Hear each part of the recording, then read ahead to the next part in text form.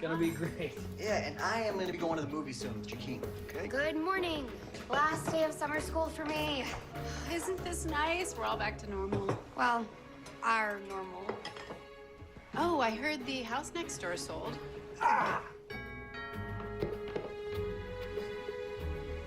got it. Okay.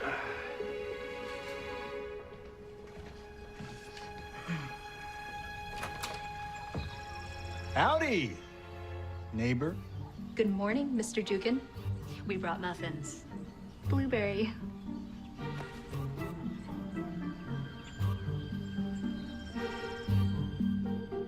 What the Welcome home, Star family. Look out, world. Starman is back. I think that there's a real opportunity here, Court, for you to learn directly from him. I can train you. I can show you some pretty great tricks. We're gonna get you on a good career path, okay? We're gonna find you a great job. Hey, that sounds terrible. Ain't no stopping us. We have been doing everything we can to fit in here. Would you like some help with that? We can help the bad guys break good. Ain't no stopping us. We do the impossible. They don't want you here. They're not our enemies anymore. You let half the villains that killed our friends move in next door!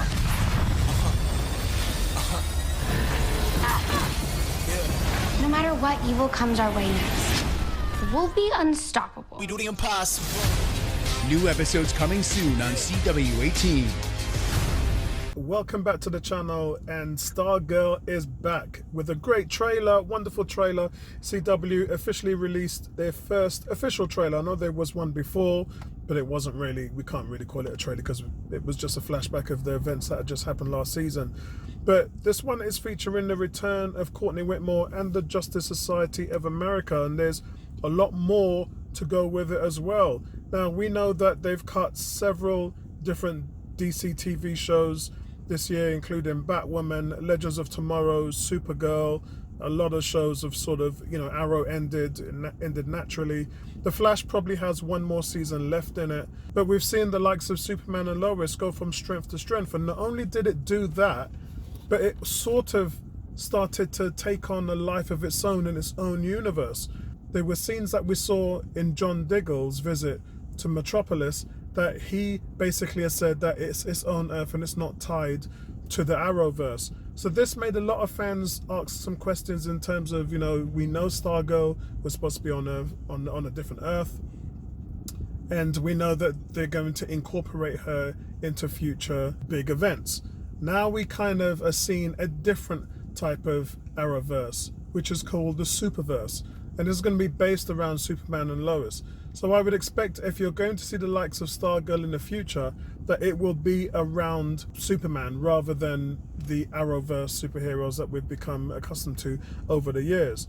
Now, despite being a DC original, remember this was supposed to be on the DC universe, and then it moved to HBO, which were funded into the CW. So Stargirl's always been sort of an anomaly. The way how the show's produced, the cost of the show as well, has always been something which is a lot more than what the Arrowverse has given us before in the past.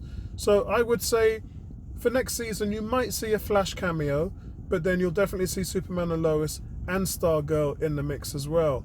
Now, it will finally arrive on the 31st. Previously, before, we were told it's going to be somewhere around October, but it's going to focus on the Golden Age team of the Justice Society of America. And not only did Courtney sort of come into her own as a hero, but we saw others like Wildcat, Dr. Mid-Nite, our man standing alongside her, and, as I like to use the Vegeta reference in Dragon Ball Z, and Piccolo, who were both enemies of Goku.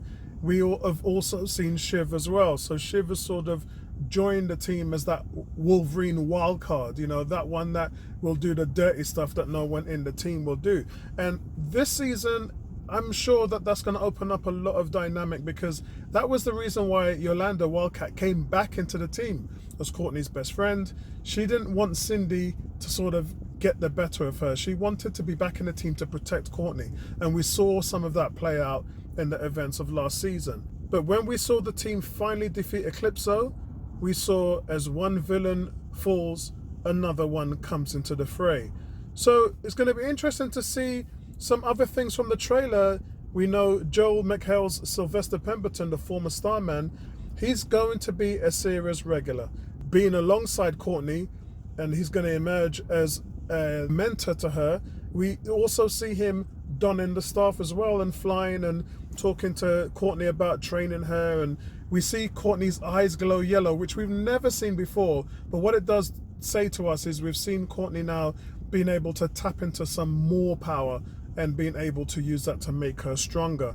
So this really looks good in the trailer here. We also see something which I talked about in season 2 a lot, which was how is Rick going to sort of bring himself forward with what he's learning in school, and that he's going to be able to use his intelligence to build another formula because they smashed the last hourglass.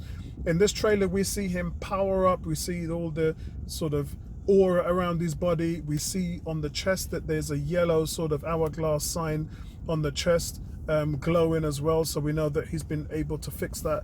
So I think that all those things bodes well for us in season 3. So listen, just thought I'd catch up with you guys and give my thoughts on it. I really do like the direction of where it's going.